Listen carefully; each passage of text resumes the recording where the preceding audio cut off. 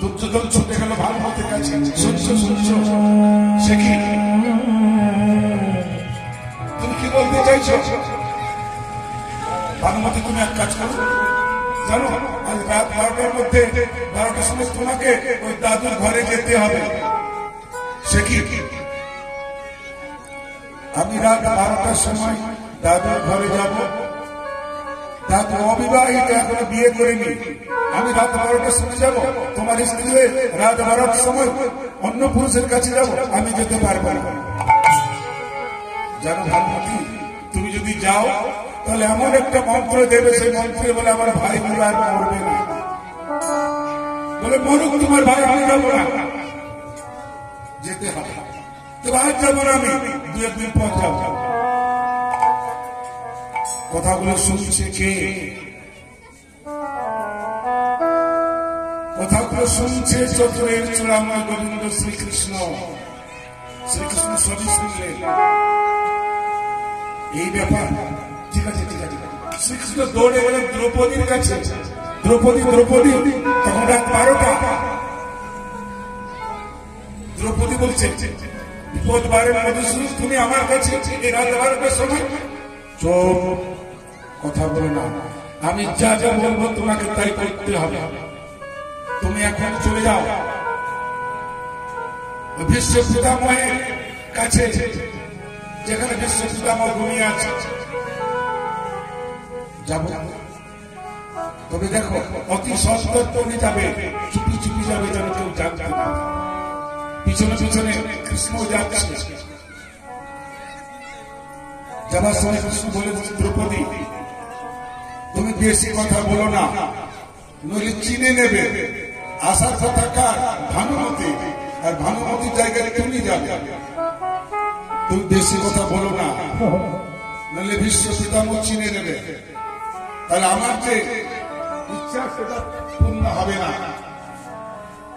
দ্রৌপদী বিশ্ব পিতামহের ঘরে ঢুকবেন। ঢোকার আগে বলে, কাজ করো দ্রৌপদী, তুমি তোমার পায়ের পাদুকাগুলো, জুতো পরেছিল দ্রৌপদী, জুতোগুলো তুমি খুলে নাও, তারপর তুমি ভিতরে যাও। দ্রৌপদী ভেতরে গেছে, আর কেবল বললো, দাদু আমি এসেছি। বিশ্বপিতা মনে করলে ভানুমতি এসেছে। এইগুলি যেই না মন্ত্র দিয়েছে, ভানুমতি বলে ওই দ্রৌপদীর কানে মন্ত্র দিয়েছে, চিনতে পারে না। তারপর যে না ঘন্টাটা খুলে দিয়েছে, একই দ্রৌপদী তুমি,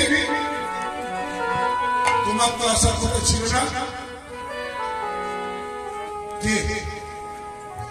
কি করে তুমি জানলে?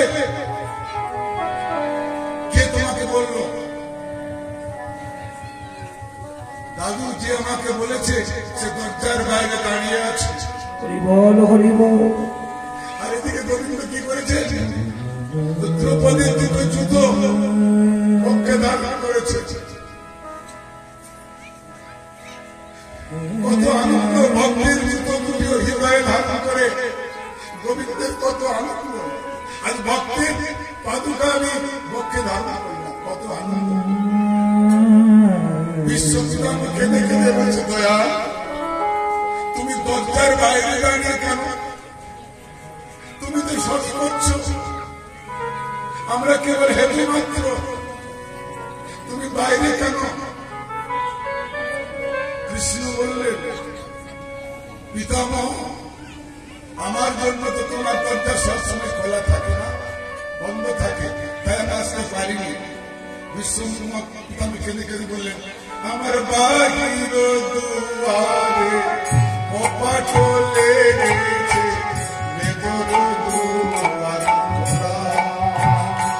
আমার বাহির দুয়ার কপাট লেগেছে, ভেতর দুয়ার খোলা। বাইরের কপাটটা নয় বন্ধ থাকে, কিন্তু আমার হৃদয় কপাট খোলা ছিল। তুমি কেন এলে না? আমার বাহির দুয়ারে কপাট লেগেছে, ভেতর দুয়ার খোলা। আমার বাহির দুয়ারে কপাটে লেগেছে ভিতর দুয়ার খোলা তুমি ইশারা কইয়া এসো ইশারা হয়ে এসো আমার ইশারা কইয়া এসো আমার দয়া দয়া করো তোমার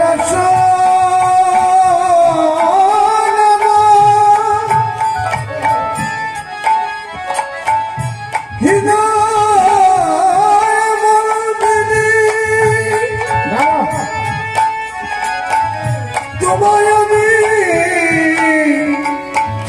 রাখিব দয়া আমার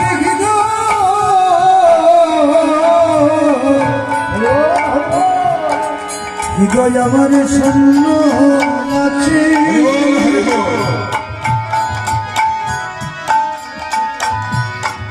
ওজে দয়া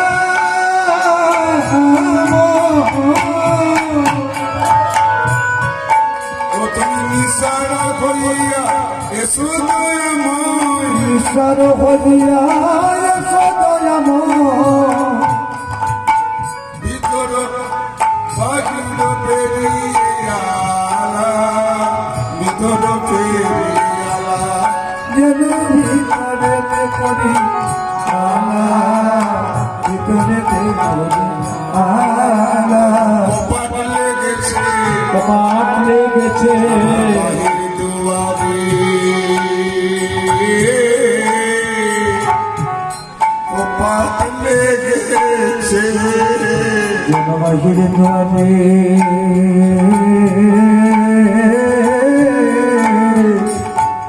কপাট লেগেছে আমার অন্তর দুয়ার খোলা রয়েছে আমার বাহির দুয়ারে কপাট লেগেছে যেন অন্তরে দোয়া নোয়া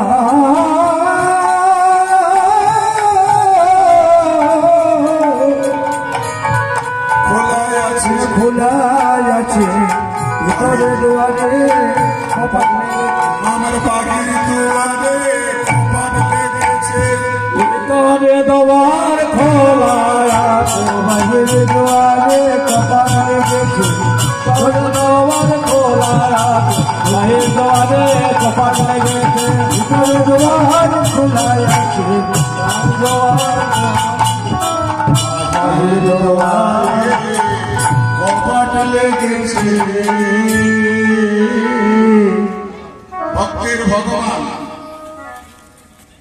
ভক্তির ভগবান আজ ভক্তের পাদুকা দুখানি ভক্তি ধারণ করেছিলেন তাই গোবিন্দ ভক্ত রাধারানীর চরণ দুখানি ভক্তি ধারণ করেছেন তোমরা দেখো ঘরসিয়া বাগো তোমরা দেখো রসিয়া দেখো রসিয়া তোমরা হেকরব খুশিয়া দেখো রসিয়া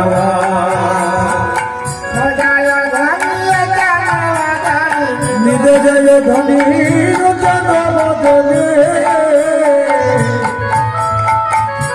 জয় ধনী ও চাঁদি বদনী শ্যামাঙ্গে গিয়া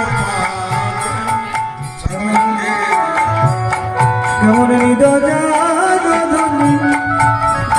ও মদনী শ্যাময়ঙ্গে দিয়া পাগো শ্যাময়ঙ্গে দিয়া পা গরম হয়েছে গরম হয়েছে রায়ে ধনের কত গরম হয়েছে রায়ে ধনের কত গরম হয়েছে শ্যামাঙ্গে পদ চাপা দিয়েছে শ্যাময়ঙ্গে কত চাপা দিয়েছে রায়ে ধনের কত গরম হয়েছে আর কি করেছে কিভাবে স্বয়ং করে আছে রাধারানী কিভাবে স্বয়ং করে আছেন তো নাগরের বাবু সিদ্ধান্ত করেছে বাহু গান করেছে তোরা দেখে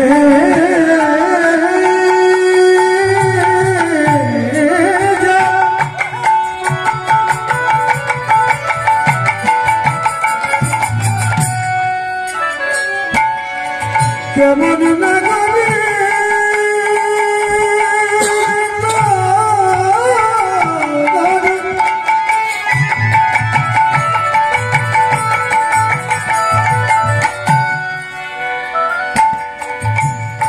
এমন সভা দেখা যায় না বৃন্দাবন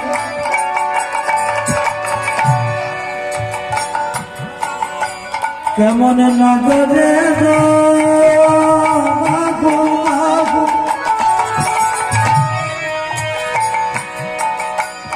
কে যাবন সভা তোমরা নয়নে ঘেরে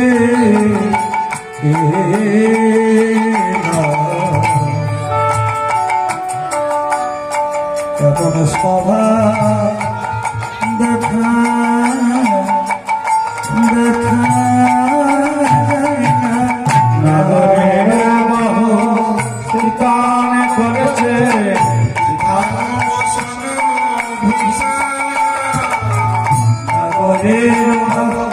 সীতার করেছে দেশার বসন ভূষা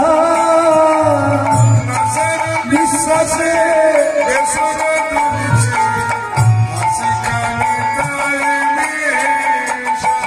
যেন বিশ্বাসে দেশর দুলছে শিকানি তাহে বিশ্বাসী এসে দুলছি হাসি কানি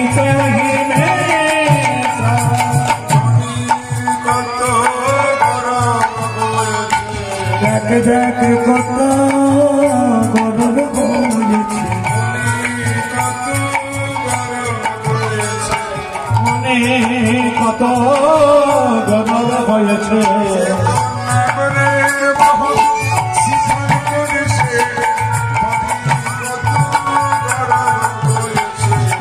নগরের বাবু শীতল পড়েছে বনের দেখে কত গরম হয়েছে কিভাবে শয়ন করে আছেন তো শয়ন করতে গেলে একটা বালিশের প্রয়োজন হয় কিনা